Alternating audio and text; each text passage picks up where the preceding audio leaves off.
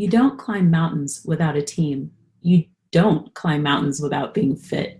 You don't climb mountains without being prepared, and you don't climb mountains without balancing the risks and rewards. And you never climb a mountain on accident. It has to be intentional. Mark Udall, former representative of state of Colorado, said that. And I'm going to be honest and say that with the exception of being intentional, I feel like I threw everything else out the window when I decided to climb the Manitou Incline.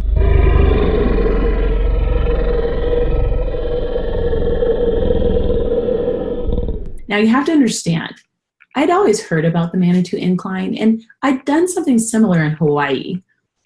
Basically, I think it's called the Stairway to Heaven on the Big Island. And that I did very unprepared, out of shape, depressed, overweight, and wearing jeans in humidity because that seemed like a great idea.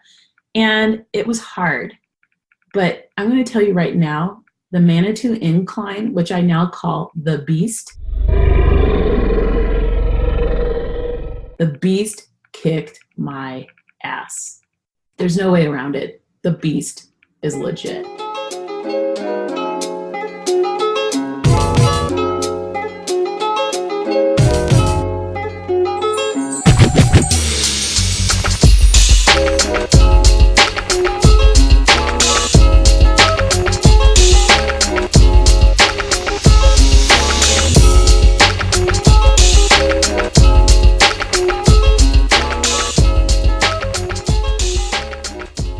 I'm your host, Michelle Jackson, and welcome to Square State, where we talk about all things Colorado. And today, I want to talk about the Manitou Incline, what it is, where it is, some little tips and tricks that you may want to know so that you can climb it and not die, and just my experience. So I love meetup groups. The meetup groups in Denver are phenomenal, and one of them had a super meetup group to climb the Manitou Incline, which is located in Manitou Springs, which is just like kind of connected or right outside of Colorado Springs.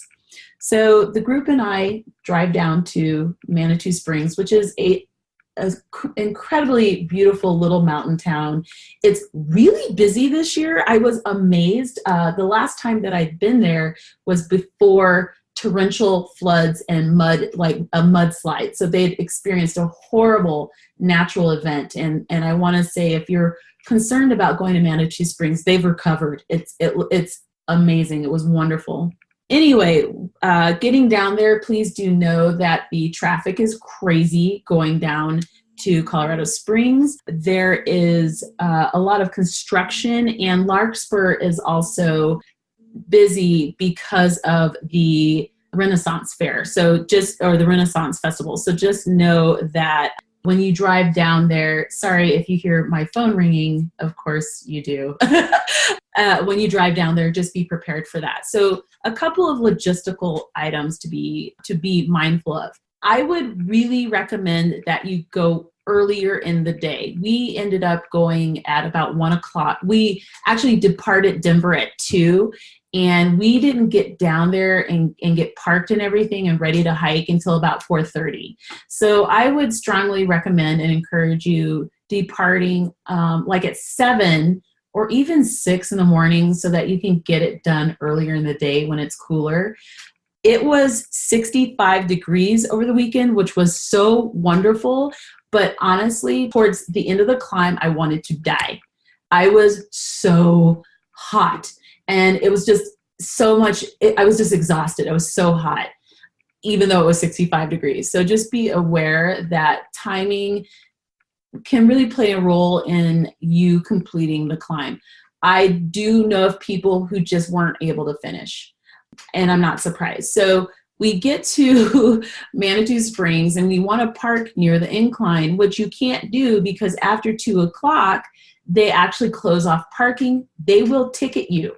So instead, park in town and take the free shuttle to the stop that allows you to walk towards the incline base camp.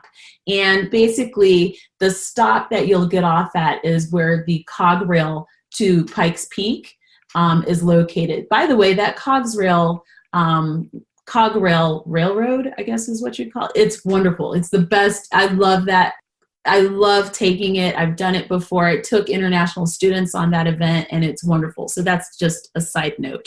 But after 2 p.m., it's going to be very difficult for you to park, and you will be ticketed. We saw a lot of tickets when we returned from our climb. All right. So instead, what you'll want to do is park in town or park behind Chase Bank.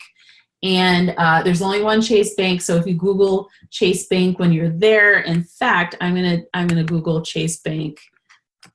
I'm gonna leave Chase Bank, Manitou Springs.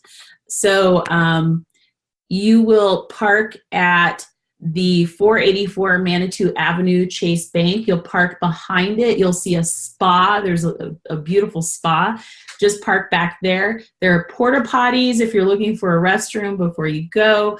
There's also at the Manitou Incline Base Camp a nice clean restroom inside that is not a porta potty, as well as kind of a convenience store. So if you want to pick up a few snacks, that kind of thing, you can do that at the Incline Base Camp store. Once you get to the incline, you're going to look up the mountain and think, what the holy, why am I doing this to myself? Why? And then you get started. There are a couple of things to be aware of. Once you start going up, you really can't go back down. You'll notice that very, very, very few people go back down. And I think it's because it's not really permitted to do. There are people who go back down the incline, but I think they're part mountain goat. Like there's no way. I don't know how they did it. The day that I went, again, I went with a number of meetup groups, but there's a point where it's just you against the incline that I call the beast.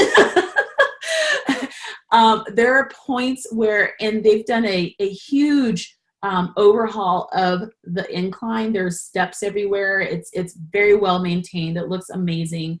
I don't really understand how people did this before they did the renovation. Like it really, it's hard for my mind to wrap around it. I did the Colfax half marathon this year without training, which is a whole nother conversation. And yes, it was crazy. And I'm going to say that this was harder than that. The incline, I think, is 1,000 steps, or like 1,000. In fact, the incline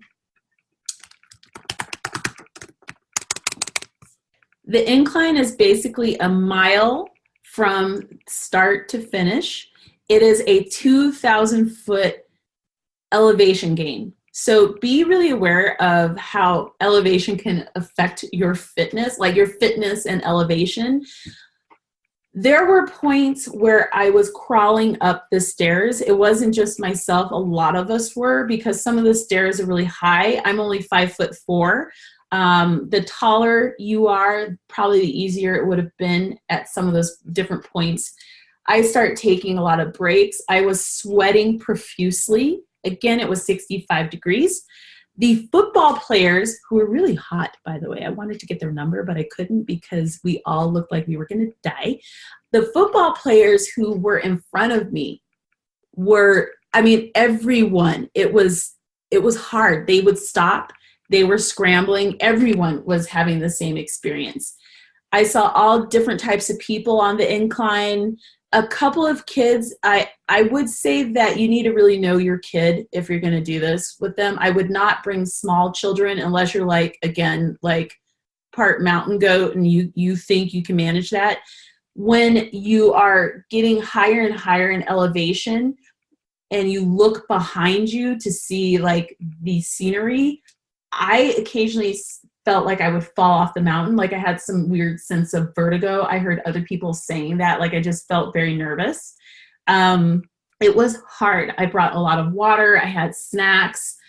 I wore the lightest outfit that I possibly could. I did not wear my hiking shoes because I felt that they might be too heavy. Thank God I made that decision, because they were definitely going to be too heavy. They're not super heavy, but my running shoes were a little lighter. And that was a really good move. I had my iPod so that I could listen to music.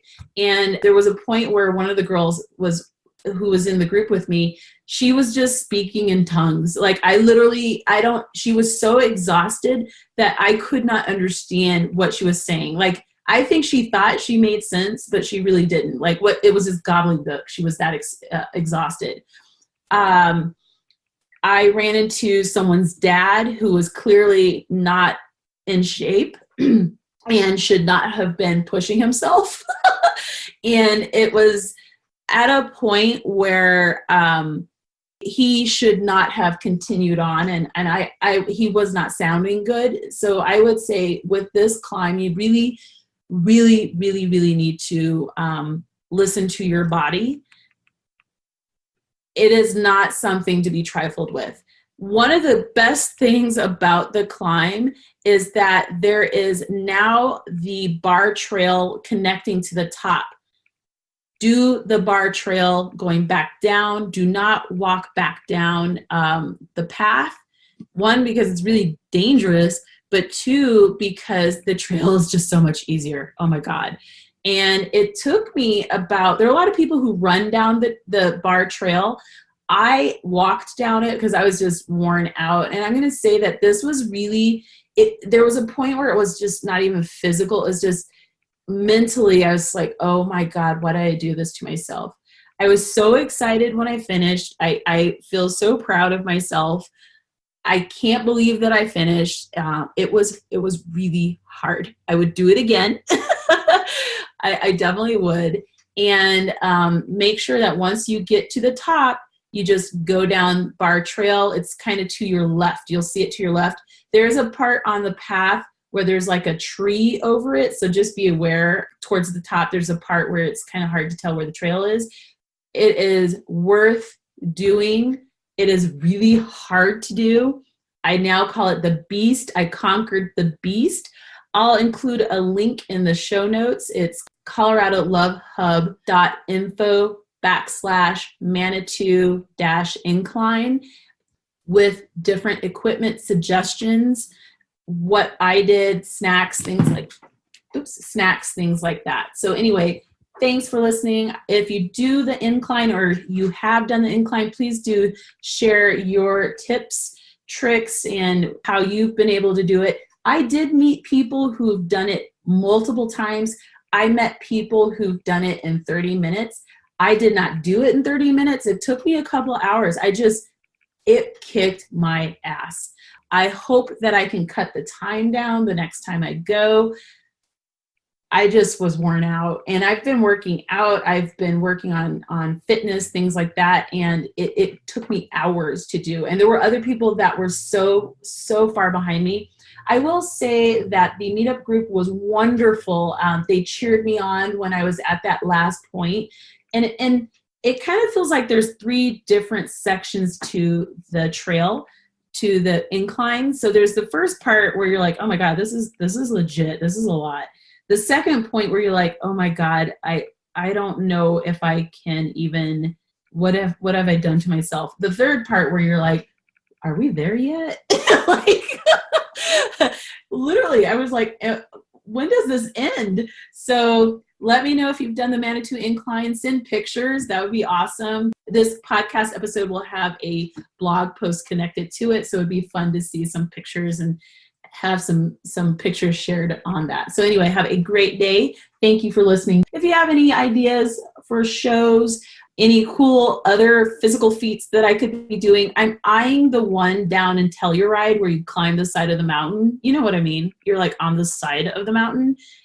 I'm kind of up for that. So I'll keep you posted. Have a great day. Email me at coloradolove, LUV, hub@gmail.com.